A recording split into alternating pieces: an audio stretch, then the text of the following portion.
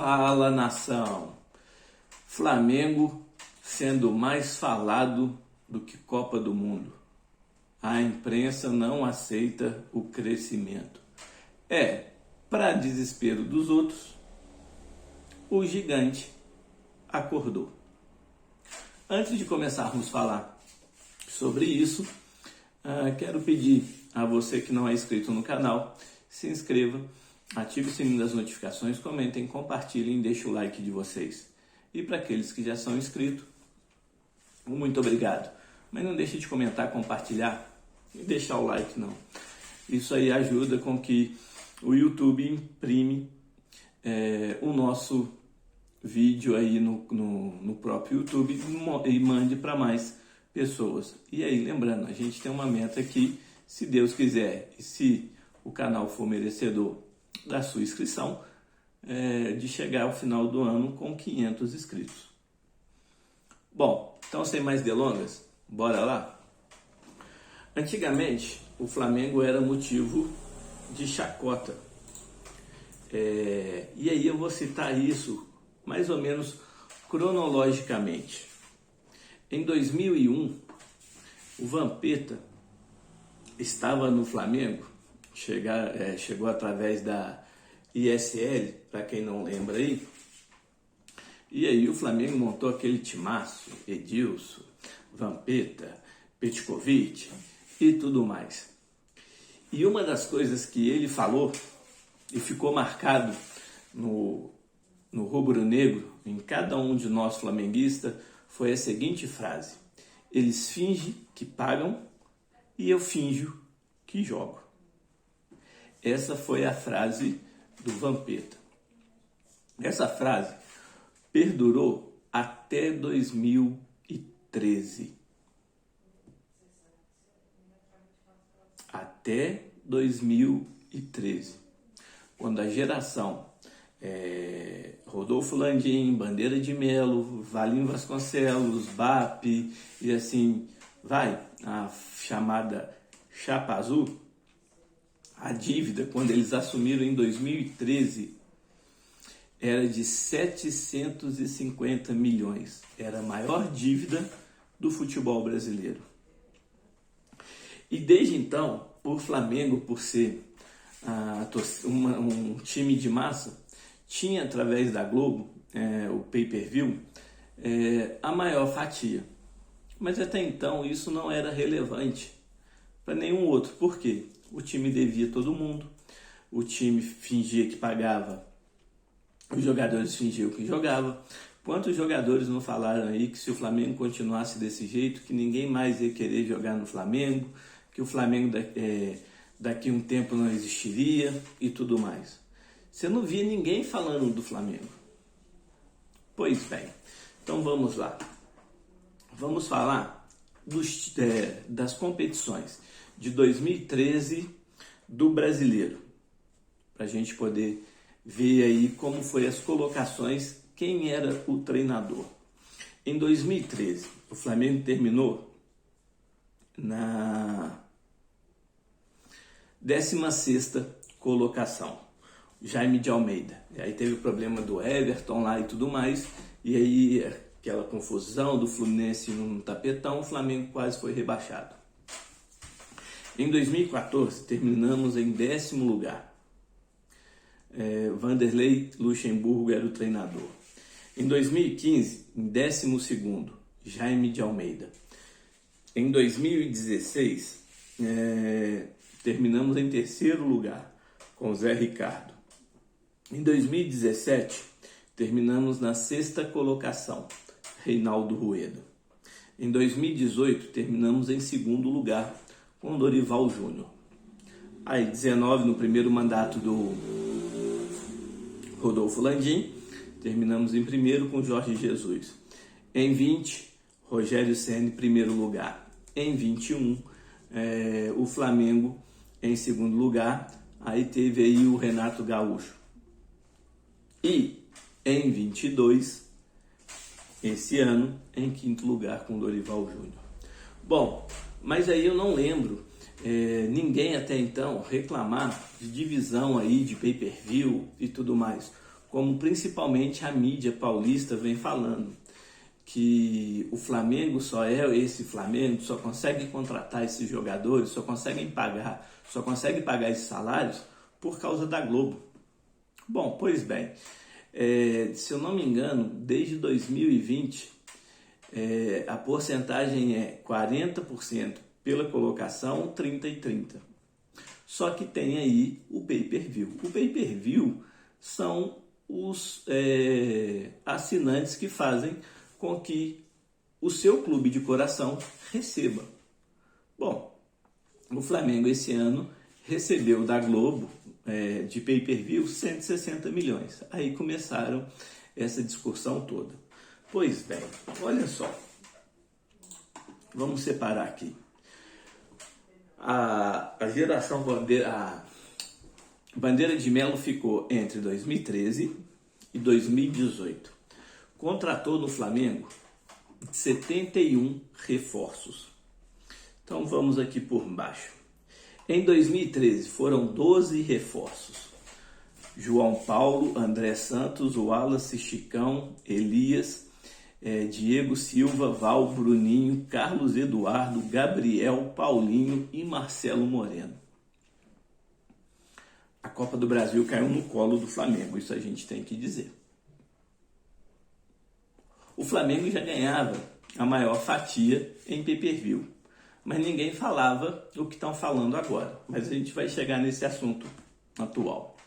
Em 2014, Léo, Anderson Pico, Marcelo, Eraso, Márcio Araújo, Canteiros, Feijão, Everton, Lucas Mugni, Elano, Alexandro, Eduardo da Silva, Elton e Arthur. Em 2015, 15 reforços. Pará, Ayrton, Armeiro, Thalisson, Bressan, César Martins, Jonas, Alan Patrick, Arthur Maia, Ederson, Almir, Marcelo Cirino, Guerreiro, Emerson Sheik e Kaique. 2016, 15 reforços. Muralha, Rodinei, Chiquinho, Arthur Henrique, Rafael Vaz, Juan, Hever, Donati, Antônio Carlos, William Arão, Coelhar, Mancoedio, Diego, Fernandinho e Leandro Damião. Em 2017, 9 jogadores. Diego Alves, Trauco, Renê, Rodolfo, Rômulo, Everton Ribeiro, Conca, Berrio e Giovani. 2018, 6 reforços. Júlio César, Pires da Mota, Marlon Moreno, Henrique Dourado, Fernando, Uribe e Vitinho. O Flamengo já ganhava pay-per-view acima de todos. Só que não tinha essa grande sintonia que começou a ter principalmente em 2019. Os estádios lotados, a torcida incentivando, o Flamengo sempre aí nas grandes competições e tudo mais. Bom, então vamos lá. Flamengo aí em 2012, não vou falando em 2012. Em 2013, como foi campeão da Copa do Brasil, o Flamengo teve a chance de disputar a Libertadores. Pois bem, foi eliminado na fase de grupos em 2014. Em 2017, a mesma coisa. Em 2017, no finalzinho de 2017, a gente escutava sempre isso novamente, principalmente a mídia paulista. O Flamengo não tem tradição na Libertadores. O Flamengo não tem camisa na Libertadores. O Flamengo não sabe jogar a Libertadores, que eu não sei mais o que. Bom, aí em 2018, a gente não passava da fase de grupo. Em 2018, quebramos essa mística. Aí começou. Em 2019, fomos campeões com o Jorge Jesus. Aí já começou o time já engrenar e aí com os elencos já grandes montados. Vamos chegar aí para a gente ver os jogadores que foram contratados. Lembrando, o pay-per-view o Flamengo ainda ganhava, tá? Mais do que os outros. Em 2020, o Flamengo entrou com um salto alto, a verdade tem que ser dita, e aí fomos eliminados na oitava de final pelo Racing. dentro do próprio Maracanã. Em 21, fomos vice-campeões, com o Flamengo chegando todo remendado para final contra o Palmeiras, mas não justifica. Com a falha do Andrés Pereira, perdemos a Libertadores. E em 22, numa mágica Libertadores, ganhamos de forma invicta, né? E aí nos tornamos tricampeões. Até então, a gente não ouvia falar nada disso. Vamos lá. Copa do Brasil. Já falamos da Libertadores, vamos falar da Copa do Brasil. Vamos falar de 2013 para cá, que foi com essa geração. Lembrando, a dívida era 750 milhões para mais. Ganhávamos mais em pay-per-view, mas não tínhamos mais nada. Sócio torcedor não funcionava direito, não tínhamos mais renda nenhuma. Beleza. Em 2013 fomos campeões. Aí, em 2013,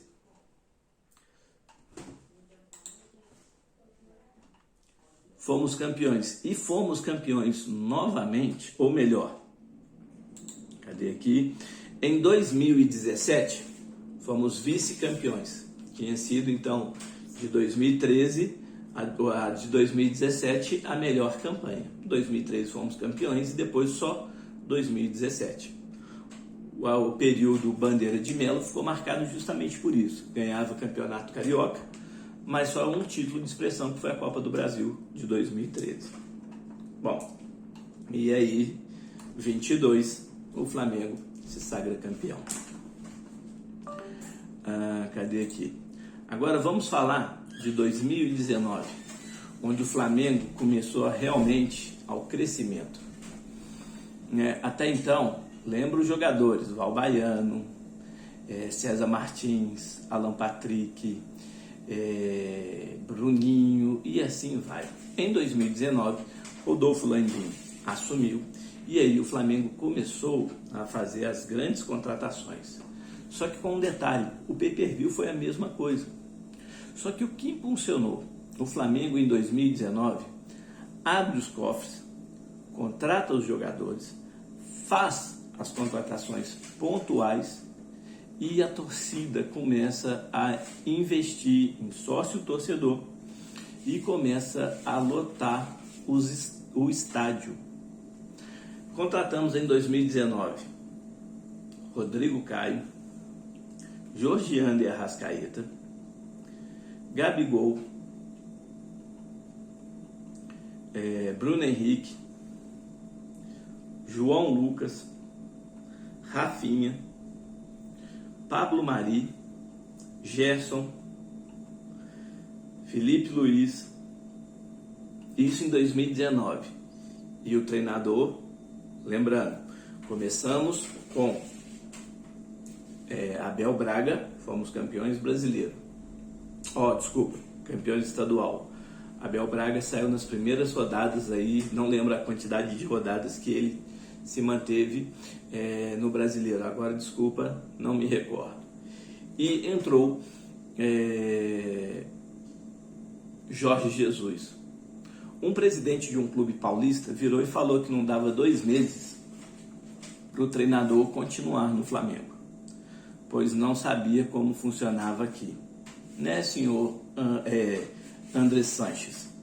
Beleza. O Flamengo ganhou. E aí começou a jogar o melhor futebol do Brasil. E aí os estádios encheram. Fomos campeões do Brasileiro e da Libertadores da América. Em 2020, com Rodolfo Landim ainda, contratamos Pedro Rocha, Gustavo Henrique, Léo Pereira, Michael, Thiago Maia, Pedro, Isla. Começamos 2020 com o Jorge Jesus, aí teve o problema da pandemia e tudo mais, ele foi embora voltou para Portugal, para o Benfica, E aí tivemos Domenech Torrent, que veio aqui só a passeio, e Rogério Ceni. Saímos campeões brasileiros. Até então, o Flamengo não preocupava ninguém. Começou a ter um dos melhores elencos, era apontado com os grandes favoritos e tudo mais. Beleza. Em 21, não ganhamos nada. Mas trouxemos Bruno Viana, Andrés Pereira, Kennedy, Davi Luiz, Ayrton Lucas,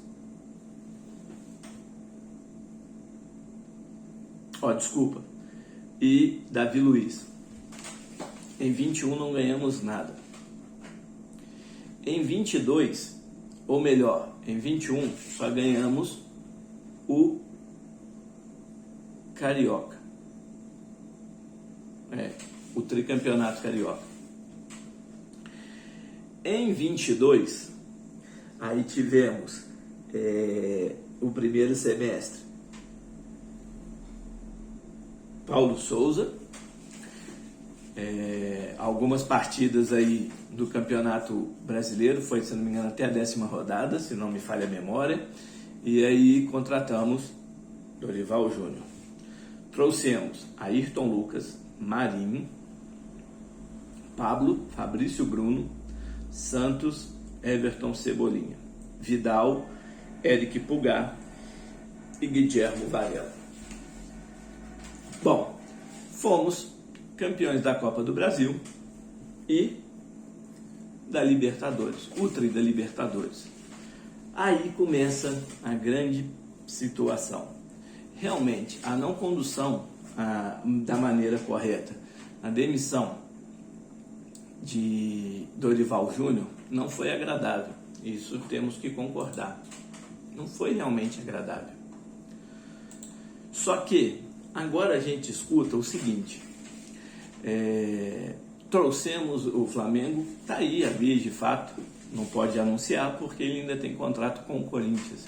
E esse contrato se encerra no dia 31 de dezembro. Volto a falar de novo, não agradei, não gostei, achei covarde da forma com que dispensaram o Dorival Júnior. Não estou aqui para proteger a diretoria. Bom, mas vamos lá, vamos olhar aí alguma situação. Em 2013, Mano Menezes era treinador do Flamengo. E aí ele alegou que o time não estava entendendo o que ele queria e pediu para sair do clube. Um mês depois, se eu não me engano, ele foi parar no Corinthians. Mas aí o outro clube pode fazer isso. Em 2009, Ronaldo Fenômeno estava treinando no Flamengo. André Sanches foi lá, chamou o Ronaldo simplesmente foi para o Corinthians. Falou nem nada para o Flamengo. Também não precisava, ele não era nada, mas ele estava usando as dependências do Flamengo, estava sendo olhado pelo treinador, ou pelo médico, Dr. Runco na época, e tudo mais, mas tudo bem. Agora o errado é o Flamengo de ter feito isso, contratando, entrando em contato com Vitor Pereira. Aí a mídia paulista é um absurdo, é uma covardia, isso não se faz, que eu não sei mais o que. Bom, não se faz o que foi feito com Dorival Júnior, a maneira com que foi conduzido. E isso não se faz mesmo, com nenhum profissional. Só que o que está em questão agora não é mais só isso.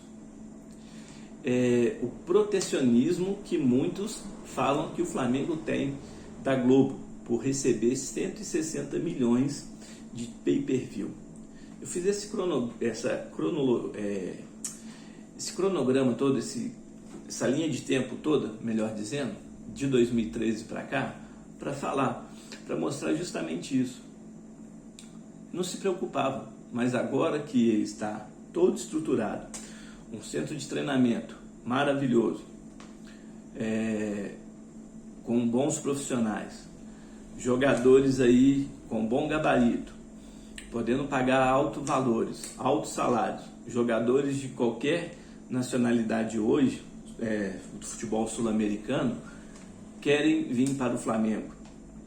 Alguns jogadores até europeus também.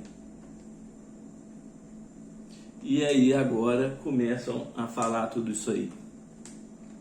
Por que não abriram mão de montar grandes elencos lá atrás para colher os frutos agora?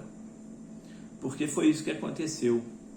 Lembra lá em 2013, dívida de 750 milhões para mais?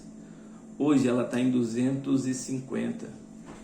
O Flamengo vai fechar o ano de 2022 com 1 bilhão 270 milhões de reais de receita. Será que é só os 160 milhões mesmo que está fazendo essa diferença grande? Que a mídia, principalmente a paulista, fala? Ou não aceita que hoje o time do Flamengo é o time mais estruturado do futebol brasileiro? E tem o Palmeiras também, que está fazendo um excelente trabalho nessa parte, se reestruturou e que está colhendo os frutos também. Mas aí resolvem atacar. Por que não se estruturaram lá atrás? Nos anos 2000, São Paulo era referência. Todos os jogadores queriam jogar nos clubes paulistas. Hoje já não é mais assim. E aí não pode? Então, assim, só uma informação para a gente finalizar. O gigante acordou. Hoje, a melhor estrutura está no Rio de Janeiro, no Clube de Regatas do Flamengo. Aceitem. E vai ser sempre assim, se Deus quiser, daqui em diante, podendo trazer os melhores jogadores para continuarmos ganhando títulos. E, consequentemente, podemos fazer novos investimentos para anos seguintes. O Flamengo lá atrás abdicou de fazer grandes contratações para colher os frutos agora. A estrutura foi montada para agora. Muricy Ramalho já falava isso. Alexandre Calil, que era até então presidente na época, falou do Atlético, falou isso. Se o Flamengo se organizar, acabou o futebol brasileiro. Eu acho que não é para tanto, mas vai disputar sempre os títulos, quer queira ou não. Bom, nação, vou fechar por hoje. O vídeo ficou bem longo, mas é porque já não aguentava mais ficar sempre vendo aí essas reportagens falando que o Flamengo só leva vantagem por causa de pay-per-view, por causa de Globo e tudo mais. Então, quis mostrar justamente isso. Hoje, vamos parando por aqui e, se Deus quiser, tiver mais informações, a gente pode até entrar, mas acho que hoje, domingão, acho que já está tranquilo, né? O vídeo ficou bem extenso, não queria, mas acho que dá para resumir isso aí.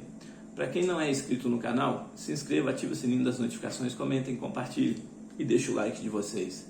E para aqueles que já são inscritos, muito obrigado. Mas não deixe de comentar, compartilhar e deixar o like não. Ajuda muito no crescimento aí. Vamos ajudar aí, se o canal realmente for merecedor, ajudar a gente a bater a nossa meta de 500 inscritos. Ou quem sabe aí até mais. No mais, nação, um beijo no coração. Saudações rubro-negras.